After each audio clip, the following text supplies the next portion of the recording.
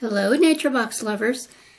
It's that time again. Can you believe it's been a month since the last Nature Box video? That seems impossible to me.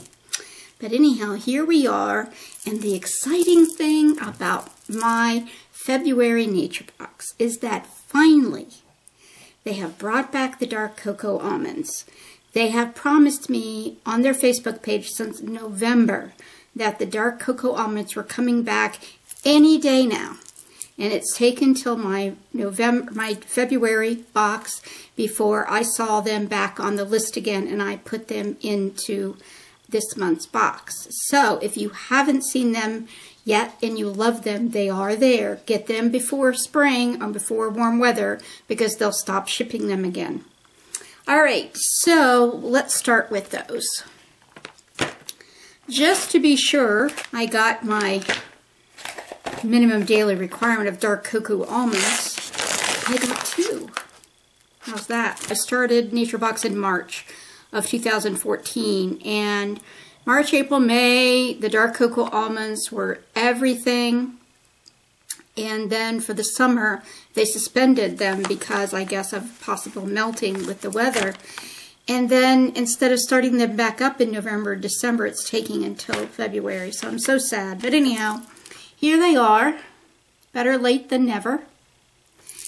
As I've said before, if you don't like deep dark chocolate, if you don't like bittersweet chocolate, then you may not like these. This is not M&M type of chocolate. This is not sweet. It's not milk chocolate. It's dark chocolate, dark cocoa.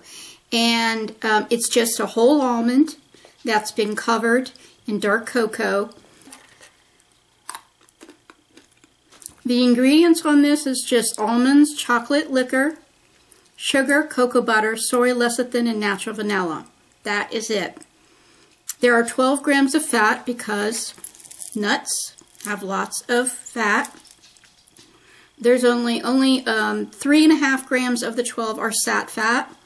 There's no trans fat, no sodium, 2 grams of fiber, 11 grams of sugar, which is kind of, you know, just below that level I think is getting too crazy, and 4 grams of protein.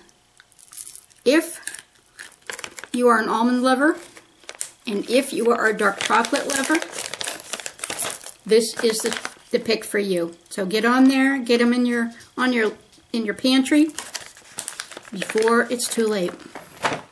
Okay, 2 of the 3 of my other bags are things I've had before. This one I had last month for the first time.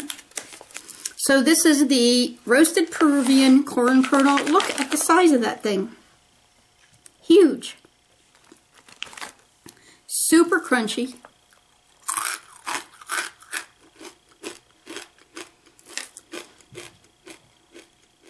There's a saltiness, but not an overboard saltiness. They're insanely good. Really, really good. The ingredients in this is just corn, palm olein, and sea salt. And that is all. And these are 130 calories for 1/3 of a cup, 4 grams of fat, 1.5 grams of that is sat, 105 milligrams of sodium,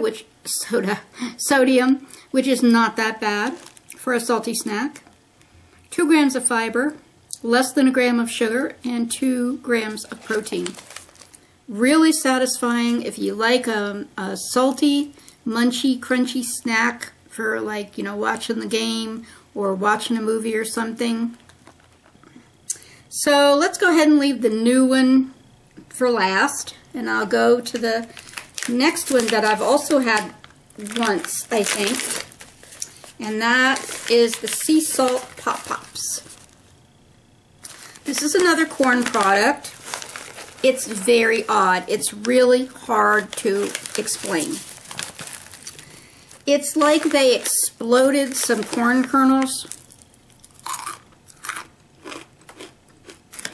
It's a different taste from the Peruvian, but similar. Obviously, it's corn. It literally looks like they just took corn kernels and then roasted them and exploded them somehow. That's exactly what it looks like. They also have like a buttery taste, like buttered popcorn, that the Peruvian does not have. These contain whole corn, soybean or sunflower oil, and sea salt. That is all. They have 170 calories for half a cup. They have 9 grams of fat. Only 1.5 grams of that is sat fat. They have 170 milligrams of sodium, so that's starting to get up there. They have 4 grams of fiber, no sugar, and 2 grams of protein. I get to my limit with this a lot faster than I do with like the corn kernels, the Peruvian. There is a richness, and I don't know how to explain it. I mean, it says just soybean or sunflower oil. There's no butter in it. But it has a, I don't know that I would go as far as calling it greasy, but there is this sort of rich buttery taste that you get when you're, when you're eating a good bit of it. And while it's delicious, after a while it does get to be enough for me, and I'm ready to stop. Last one is one that I have not had before, but as it turns out, it tastes similar to something I've had before, and that is the toasted cheddar Stix. I think these have been around a while. I just haven't gotten around to trying them. What I was hoping is that they would taste like sort of a health food version of Cheetos, because I just love Cheetos, but man, are they bad for you. So what these really reminded me of, as you can see, they're like little sticks. And when you first put them in your mouth, you get this cheddar cheese a little bit that's on the outside. But the first thing I noticed was a strong taste of sesame. Now, I can't remember exactly what they're called. I think they're just called sesame sticks or something like that. There is another snack on Nature Box that I don't remember if they're long and skinny like this, but they are some sort of a stick, and I think they're a little broader than this, and they have a heavy sesame taste too. And that's really what these taste like. The cheddar is not primary. There's this hit on your tongue of the cheese powder that's on the outside that basically just comes off very salty. But in terms of these being satisfying as a cheese snack, I think it's a fail. The thing that I would recommend as a cheese snack are the Asiago and cheddar cheese crisps, something like that. Those are very cheesy, and you get a real cheese satisfaction out of those, I think. And you also get the salty hit and the crunchy hit that you get with these. But I don't think these are successful at all as a cheese snack. These contain, a whole list of ingredients, and that's unusual. The cheese powder doesn't come in until halfway down the ingredient list. So I think that kind of tells the tale. These are 160 calories for a quarter cup, 11 grams of fat. Wow, that's pretty high. But only a gram and a half of that is sat, so that's pretty good. That means there's a lot of mono and polyunsats in there, which are generally healthy for you.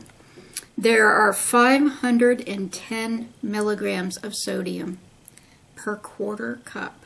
Wow. And yet, it's nutritionist approved. I find that a little suspect. There is less than a gram of fiber. There are 2 grams of sugar and 3 grams of protein. I have hypertension, 510 grams of salt for a quarter cup. I don't know that that's worth it for me. If you don't have a hypertension problem, you don't need to worry about that. If anyone would find it helpful for me to do a tutorial on how to write a review on NatureBox, or how to put things on lock in your pantry so that they'll come every month, or how to add stuff to your pantry, or any of that stuff. If it would be helpful for anyone for me to do a tutorial on that kind of thing, please let me know down in the comments, because I'd be happy to do that if anybody needs it. Alright, I think that is all. So happy snacking till the next time I see you, and take care. Bye-bye.